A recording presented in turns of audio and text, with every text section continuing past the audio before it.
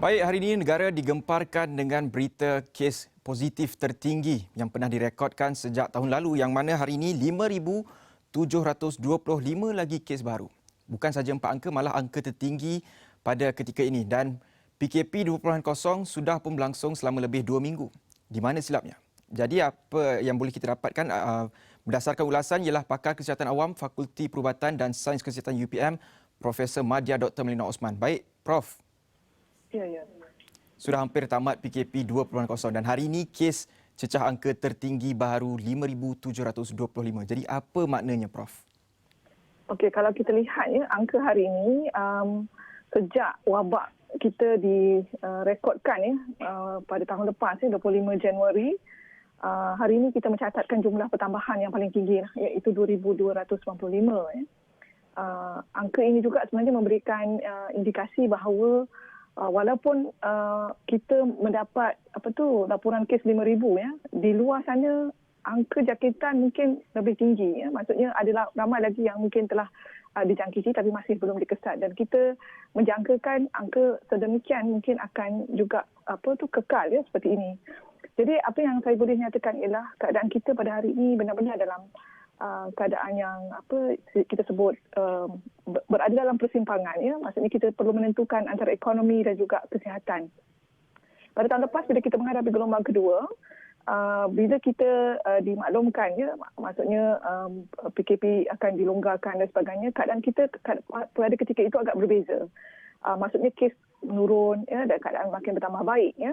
Tapi pada keadaan ini kita dimaklumkan PKP akan dilonggarkan, tapi keadaan sebaliknya tidak begitu kita sebut tidak begitu baik lah ya. Dan dalam keadaan yang sama kita lihat kes-kes dalam ICU ya, kekal ya pada aras tertinggi, dan juga mereka-mereka yang menerima rawatan pernafasan ya, rawatan pernafasan.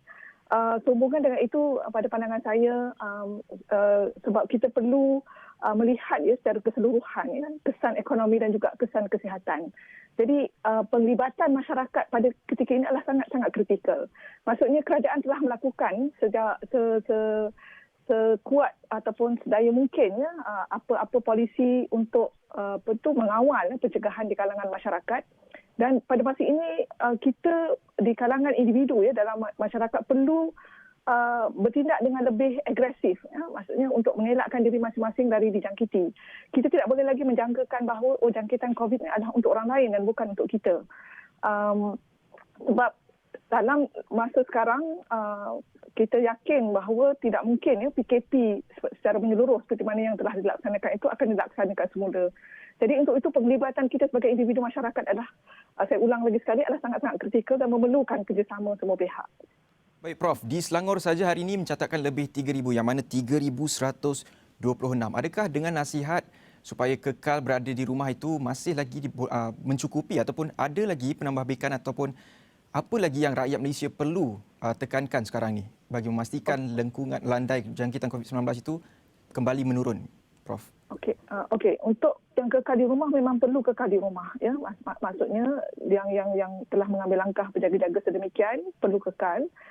Cumanya saya menunggu jugalah data pada hari ini yang 3,000 tu dari mana, kluster mana di tempat kerja ke, ataupun melibatkan mana-mana kluster yang belum kita ketahui ya. Yang saya sangat mengambil berat sekarang ini adalah tentang kluster-kluster di tempat kerja ya, yang masih lagi ramai yang tidak memberikan tumpuan ya, dan seolah-olah bila kita nyatakan syur ataupun saranan, kita memberikan nasihat-nasihat yang mungkin dirasakan tidak relevan ya. Saya nyatakan di sini bahawa sebenarnya memang SOP itu ada ya. SOP sedia ada untuk dipatuhi. Tinggal lagi praktis dan amalan tu kadang-kadang tidak menjadi kenyataan. Ramai yang memandang bahawa SOP itu cukuplah sekadar kita paparkan ya, tapi untuk dilaksanakan terpulang pada tempat masing-masing. Dan kita lihat bahawa pelaksanaan secara kendiri ini secara keseluruhannya tidak berkesan.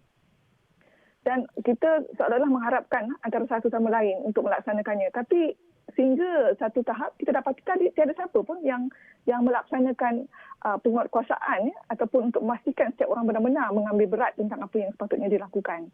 Jadi untuk itu pada pandangan saya pada hari ini kita semua perlu memberikan komitmen sepenuhnya lah untuk terus berjaga-jaga, sebab tidak guna kita bercakap secara retorik, ya, bercakap kes meningkat dan sebagainya. Tapi di peringkat kita tidak ada satu pun pencegahan yang kita lakukan. Pastikan pakai mask betul-betul, ya, walaupun kita dengan rakan sekerja yang rapat di tempat kerja, pastikan makan di pantry ataupun menunaikan solat di surau, ada SOP yang perlu dipatuhi.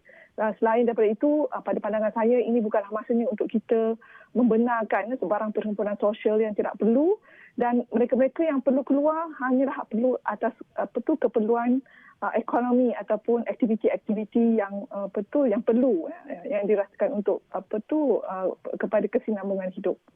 Okey Prof, jika kita hentikan PKP 4 Februari ini, apa jangkaan kita dan apa pula tekanan yang mungkin dihadapi oleh kemudahan kesihatan ataupun frontliners kita sendiri? Ulasan Prof.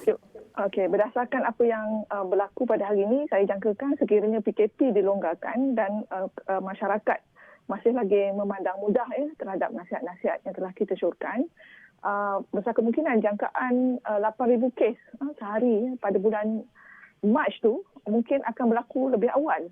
Maksudnya kalau kita lihat pada awal dahulu, ya, yang angka 8,000 tu dijangka pada pertengahan Mac, kalau saya tak silap. Tapi sekiranya keadaan ini berterusan dengan angka 5,000 dan langkah drastik di peringkat individu masyarakat tidak dipedulikan, tidak mustahil angka itu akan terus meningkat pada kadar yang lebih awal. Jadi kita harap ini dapat dielakkan sebab di kalangan anggota kalangan kesihatan terutamanya barisan hadapan yang mengendalikan pesakit-pesakit, terutama di hospital, kita lihat pertambahan kes-kes kritikal. Yang kita kena faham ialah apabila seorang tu mendapat gejala COVID ni, kita tak pasti siapa di kalangan mereka ni akan mempunyai gejala yang teruk, dan perkembangan ini biasanya berlaku dalam keadaan yang cepat, kadang-kadang sukar untuk kita menentukan mana yang akan mendapat komplikasi, mana yang tidak. Jadi sekiranya terlalu ramai yang mendapat komplikasi yang teruk dalam satu masa, sukar untuk pihak hospital dan mereka-mereka yang mengendalikan pesakitnya untuk mendapatkan rawatan sebaik-baiknya, terutama untuk mendapatkan katil dalam ICU ataupun mendapat rawatan pernafasan.